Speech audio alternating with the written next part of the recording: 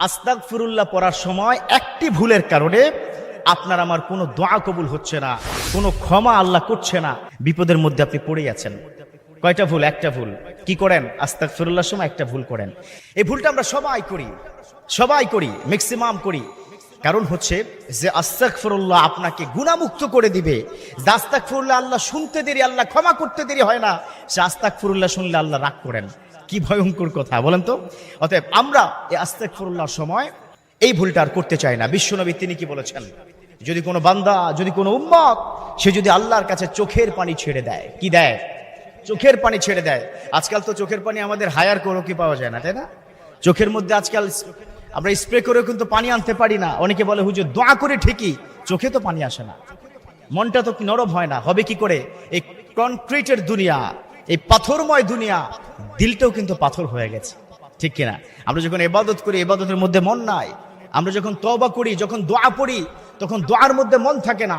একটা কথা বলি, দোয়া বা ইস্তেগফার করার ক্ষেত্রে তিনটা শর্ত কবুল হতে হলে। কয়টা শর্ত? তিনটা। নাম্বার 1, আপনি যখন দোয়া করবেন, এই দোয়া করার সময় আপনাকে চোখের পানি 100% ছাড়তে হবে। চোখের পানি না আসলে দোয়া কবুল হবে না, এটা নিশ্চিত কথা, এটা হাদিসের বর্ণনা আছে।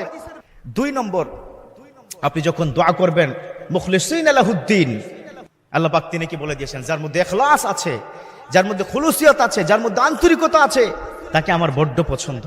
অতএব আপনি আমি যখনই দোয়া করব, আন্তরিকতার সহিত করব। আল্লাহর কাছে রিপেন্টেন্স করতে হবে, অনুশোচনা থাকতে হবে। অনুশোচনা, আন্তরিকতা যদি আপনার মধ্যে থাকে, তাহলে আপনার দোয়া কবুল হবে, তাছাড়া দোয়া কবুল হবে না। 3 নম্বর, ইটস দ্য মোস্ট ইম্পর্টেন্ট, সেটা হচ্ছে আপনার বিশ্বাস রাখতে হবে আল্লাহর প্রতি, যে আল্লাহ ক্ষমা করবেন। কি রাখতে হবে? বিশ্বাস রাখতে হবে। আল্লাহ আমি জানি তুমি আমায় ক্ষমা করবে, আল্লাহ আমি জানি তুমি আমায় মাফ করে দিবে। এই 3টি বিষয় যদি একসাথে সংমিশ্রণ করতে পারেন, সমন্বয় করতে পারেন, দেন আপনি বুঝতে পারবেন যে আপনার দোয়া কবুল হবে ইনশাআল্লাহ। এবার আসুন, আস্তাগফিরুল্লাহর সময় আপনি কি পড়েন? খুব মনোযোগ দিয়ে শুনবেন। আমরা কি বলি? আস্তাগফিরুল্লাহ বলি না? আস্তাগফিরুল্লাহ, অথচ শব্দটা হবে আস্তাগফিরুল্লাহ। গাইন, এই কণ্ঠনালী থেকে আসবে গাইন, আস্তাগফিরুল্লাহ। আর আমরা বলি আস্তাগফিরুল্লাহ, আস্তাগফিরুল্লাহ। দুটার অর্থ কিন্তু 2 রকম, একটা আকাশ, একটা পাতাল, একটা জমিন। এত ভয়ঙ্কর কিন্তু অর্থ। আস্তাগফিরুল্লাহ, ইয়া আল্লাহ, আমি আপনার কাছে কমিটমেন্ট করছি, ক্ষমা চাই, ইস্তেগফার করি, তওবা করছি, অনুশোচনা করছি, এটা হলো আস্তাগফিরুল্লাহ। আর আস্তাগফিরুল্লাহ, আল্লাহ আমি আপনাকে অস্বীকার করছি, নাউজুবিল্লাহ। কুফর করা, কুফর মানে অস্বীকার করা। তাহলে দেখুন তো এই দুটার মধ্যে পার্থক্য আছে কিনা? দুটার মধ্যে কি পার্থক্য আছে নাকি মুরব্বী? মারাত্মক লেভেলের পার্থক্য আছে। যে শব্দ আপনাকে ধুয়ে মুছে পাকসাফ করে মাসুম বান্দা বানাবে, আর সেই শব্দটা ভুল হয়ে গেলে আল্লাহ গোসা করে আপনার প্রতি গজব নাজিল করবে। হাদিসের মধ্যে আছে, লাআনাল্লাহু আলাইহা, যে ব্যক্তি এভাবে আস্তাগফিরুল্লাহ আস্তাগফিরুল্লাহ পড়বে, আল্লাহর লানত তার উপর পড়বেই পড়বে। খবরদার, উচ্চারণের ক্ষেত্রে ভুল হওয়া যাবে না, ভুল করা যাবে না। এক ছোট্ট উচ্চারণেতে মানুষের লাইফ শেষ করে দেয়। আচ্ছা না, অনেক জায়গায় আপনি দেখবেন, এখানে প্রস্রাব করিবেন না, প্রস্রাব করিলে 500 টাকা জরিমানা আছে না লেখা? না যদি সরিয়ে দেন কি হবে? এখানে প্রস্রাব করিবেন, নাটা যদি ওই পাশে কি দিয়ে দেন, তাহলে না করিলে 500 টাকা কি জরিমানা।